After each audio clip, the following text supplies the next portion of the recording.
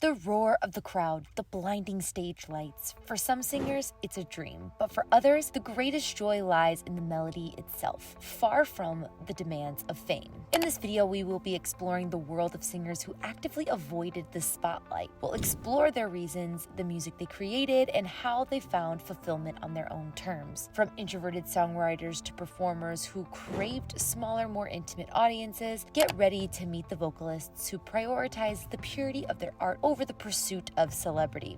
Kurt Cobain, the frontman for Nirvana, wasn't your typical rock star. Born in 1967 in Aberdeen, Washington, his early life was marked with instability after his parents' divorce. While he showed artistic talent from a young age, Cobain's adolescence was a mix of frustration and a budding love for music, particularly punk rock. This would become a key influence for Nirvana, the band he formed in 1986 with Krist Novoselic. Nirvana's sound was a raw blend of punk energy and catchy melodies, a perfect mix for the various emotions felt by many in Generation X. Cobain's songwriting, often intensely personal and laced with social commentary, resonated deeply. Songs like Smells Like Teen Spirit became anthems, and Nirvana found themselves at the forefront of the grunge movement, a genre that challenged the hair metal excesses of the late 80s. However, Cobain was uncomfortable with the sudden fame. He loathed the manufactured image often associated with rock stars and felt his music was being misinterpreted by the mainstream.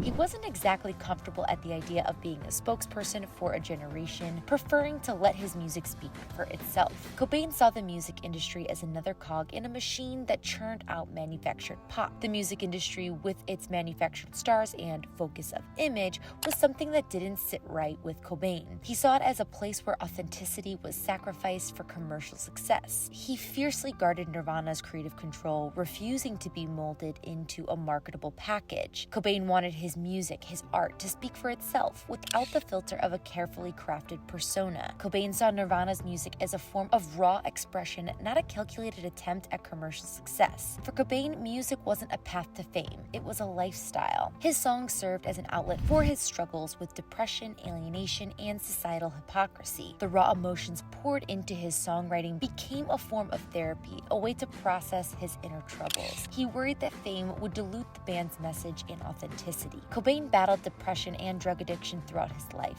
The pressures of fame likely exasperated these issues, making him crave privacy and solitude. The irony, of course, is that Cobain's aversion to fame only amplified it. His discomfort with the spotlight made him even more intriguing, and his tragic death in 1994 solidified his status as a rock icon. Beyond music, Cobain found joy in the simple things. He was an avid reader and artist, finding solace in creative pursuits outside making music. Spending time with his wife, Courtney Love, and their daughter, Frances Bean, was another source of happiness for him. His legacy is a testament to the power of artistic fulfillment, even without the traditional trappings of success.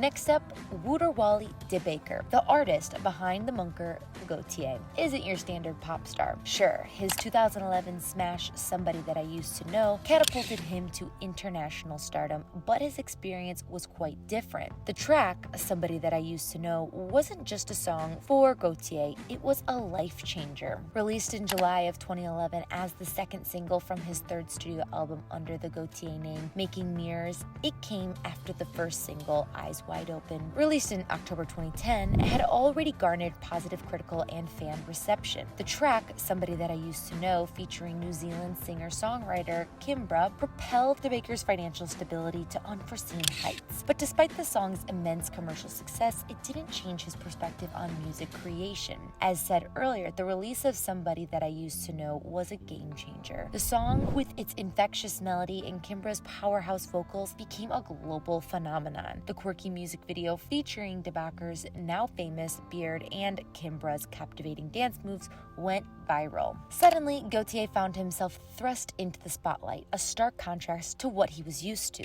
While some might relish such success, De Baker grappled with the trappings of fame. He felt his music, with its deep themes, was being misinterpreted by the mainstream's audiences by focusing on the catchy melody. Interviews became a chore, the constant scrutiny suffocating, and the pressure to replicate the success success of Somebody That I Used to Know felt stifling. He yearned for the freedom of artistic exploration and probably the intimacy of smaller, dedicated audiences who appreciated the artistic merit of his work. He paid no mind to mainstream trends, crafting music that was true to himself. He wasn't chasing hits, he craved creative control, a platform for unfiltered expression, a place where his artistic vision could flourish. It's interesting to know that Gotye made a bold choice to forego online advertising on his music videos, even for the billions of times Somebody That I Used to Know was viewed. This decision means millions of dollars have probably been lost in revenue, but Gotye remains resolute. He is known for speaking on his perspective concerning the constant barrage of advertisements in today's world. Gotye has also extended a helping hand to student filmmakers by allowing them to use his music royalty-free. This shows how much he doesn't care for the celebrity lifestyle. Following the whirlwind of Somebody That I Used to Know, the Baker retreated from the spotlight. He stopped recording under the Gotye brand. In 2014, he released a newsletter saying that there would no longer be new Gotye music in a bid to address some of the rumors going around. He poured his creativity into new projects, including launching his independent record label, Spirit Level, with Tim Shield. The label serves as an artist management hub for artists from Melbourne, Sydney, Oslo, amongst others.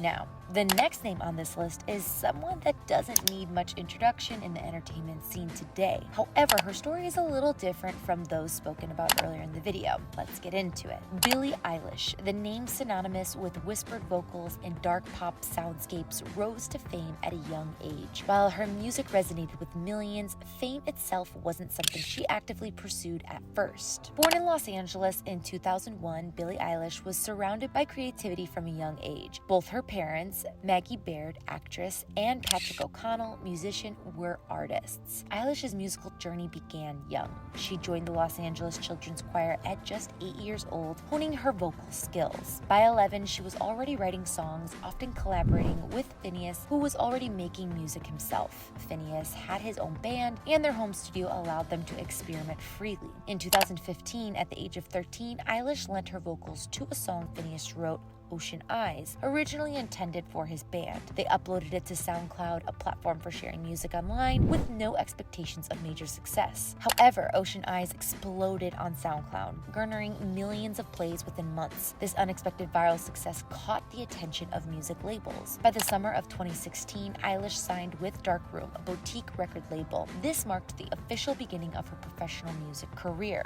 The success of Ocean Eyes paved the way for more releases. Eilish continued to collaborate with Finneas, writing and producing music together. In 2017, she released her debut, Don't Smile at Me, featuring several dark and atmospheric tracks like Belice and Copycat. The EP achieved commercial success, solidifying her place in the music industry. While her success as a teen star was the foundation of her career, she's been quite vocal about the struggles of being a teen idol. Eilish craved a normal teenage experience. Shooting to fame meant constant recognition, making simple acts like going to the grocery store difficult. This loss of anonymity and freedom frustrated her. Eilish revealed to the LA Times in 2020 that the effects of fame began to negatively impact her as early as her second single. Specifically, she admitted to hating it all after the massive success of Ocean Eyes in 2016. Finding success so young meant her public image became fixed in many minds. The pressure of constant public scrutiny was probably so immense for her age at the time. Eilish has also spoken about the negativity and misinterpretations she faced online, adding another layer of complexity to fame.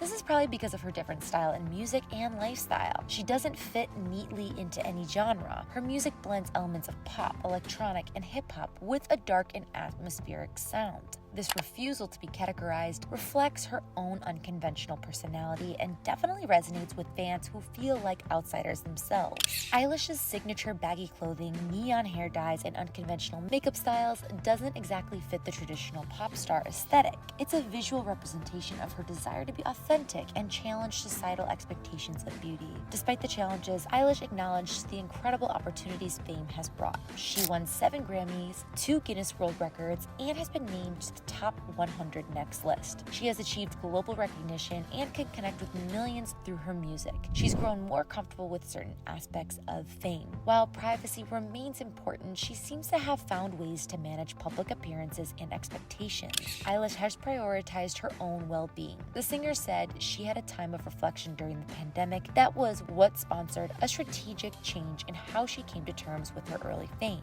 She decided to have a different approach towards her previous struggles as a music star. There was a shift towards valuing personal happiness over dwelling on the frustrations of fame. Her debut album, When We All Fall Asleep, Where Do We Go?, captured the darkness and anxiety of growing up in the spotlight. Her second album, however, Happier Than Ever, hinted at a more positive outlook, perhaps reflecting her evolving relationship with fame and self-discovery. Well, that's it for now, folks. We've come to the end of the video. Thank you so much for watching. Let me know which out of these 3 artists is your favorite and whose story resonated with you most. Don't forget to like, share, and subscribe, and we'll catch you on the next one.